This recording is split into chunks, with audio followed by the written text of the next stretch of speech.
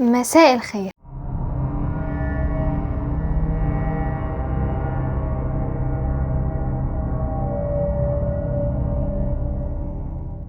موضوع حلقة اليوم يكاد يكون أهم الموضوعات في البرنامج على الإطلاق، وزي ما حضراتكم شفتوا في العنوان هتكلم عن أعظم رجل في العالم، وده من قناعاتي الشخصية جدا. يعني حابة أولا أعدل العنوان بإضافة كلمة بسيطة، هي إني هتكلم عن تاني أعظم رجل في العالم، لأن أعظم رجل جاء في تاريخ البشرية هو سيدنا محمد عليه أفضل الصلاة والسلام، وده برضو من قناعاتي الشخصية. قبل ما أبدأ موضوع الحلقة حابة أقولك إن يمكن موضوع النهاردة يكون مهم على نطاق شخص لمجموعة بعينها من الأشخاص وأنا على رأسهم، ولكن أوعدك يا أيها المشاهد إنك هتشوف حاجة مختلفة وهتعيش معانا فايبس مميزة جدا. كما وجب التنويه إن دي هتكون أول حلقة في البرنامج بتاعي، مش فكرتي ولا إعدادي، ولكن أنا هلعب فيها دور العرض والسرد وإضافة لمساتي الخاصة، وفي نهاية الفيديو هتعرف مين صاحب الفكرة والسكريبت. يلا بينا نبدأ.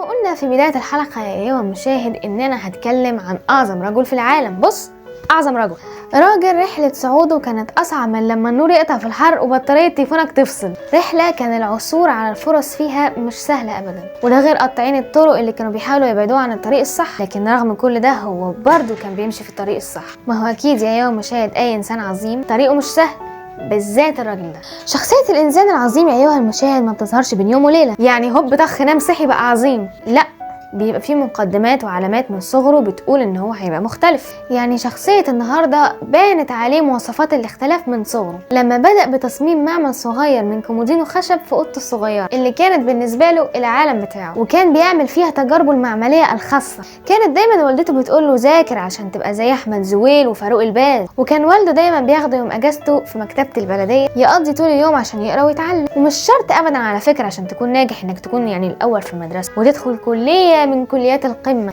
مع اعتراض على المصطلح بس احنا هنناقشه بعدين. وبالرغم من ميوله العلمية الا انه اظهر موهبة في النواحي الادبية، في مجال الصحافة والخطابة في سنين كتيرة مميزة. كمان كان ليه باع طويل في العمل السياسي، فكان عضو فعال في حزب الوفد في الوقت اللي كان فيه الحزب الوطني شادد حيله، وخرج في مظاهرة وقال يسقط حسني مبارك.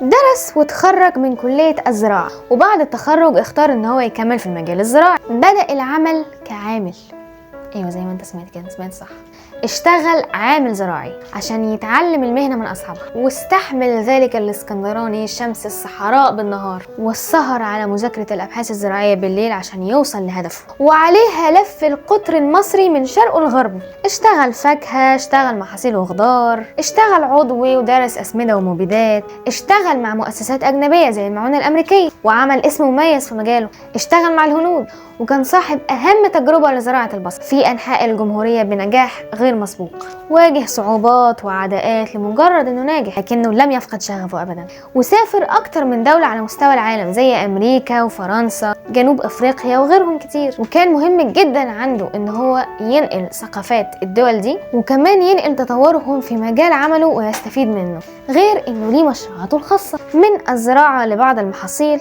لزراعة الاسطح للزراعات العضوية، واخيرا استيراد الاسمدة والمبيدات من الخارج ومتابعة تأثيرها على الزراعات المصرية. شخصيتنا النهاردة متعدد المواهب، قيادي، مبتكر، صاحب وجهة نظر مختلفة وغالبا بتكون صح. توقعاته عن المستقبل مختلفة لكنها واقعية، واختياراته في الحياة مميزة جدا، واختياراته في أغلب خطوات حياته بتكون مميزة وصائبة. وعشان ما أطولش عليك يا أيها المشاهد العزيز اللذيذ وأدخلك في تفاصيل معقدة، يكفي إني أقولك إن أهم أعظم اختياراته وقراراته في الحياة هي اختياره لشريكة حياته. كتر خيرك يا باشمهندس على الواجب ده. وعشان وقتك الغالي يا ايها المشاهد، وعلشان الكلام عن شخصيته النهارده ما يكفيهوش 100 حلقه، انا بقى هقولك الشخصيه دي اثرت ازاي في حياتي وشخصيتي.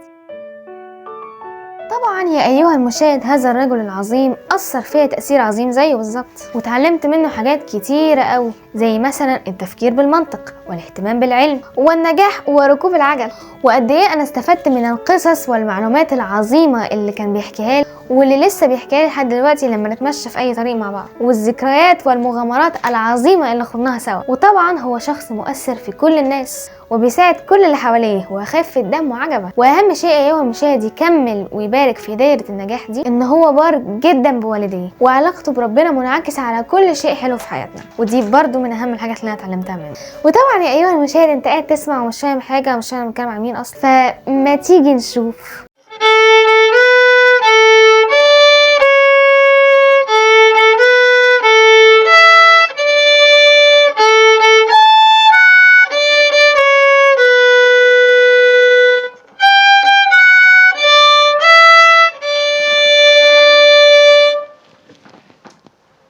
هذا العظيم اللي ظهر قدامك يا أيها المشاهد العزيز هو المهندس محمد خميس، والدي العزيز. والنهاردة في 11 أكتوبر بنحتفل بعيد ميلاده ال40، أهم 40 سنة في تاريخ البشرية، وده أقل شيء أقدر أقدمه له في يوم زي ده، خصوصا إن هو اللي شجعني وساعدني إن أنا أفتح البرنامج اللي أنت شايفني من خلاله دلوقتي. وأحب أقول له أتمنى تكون عجبتك الحلقة وهتفضل دايما أهم مشاهديني. كل سنة وانت طيب يا بابي. دلوقتي يا مشاهد عشان نرجع الحلقه لاصحابه. الفيديو طبعا فكره وسكريبت واخراج الاستاذه فاطمه نبيل، اهم اختيارات الباشمهندس، بشكل اوضح هي والدتي العزيزه. وهذه كانت النهايه يا مشاهد، وفي النهايه احب اقول الى اللقاء في الحلقه القادمه.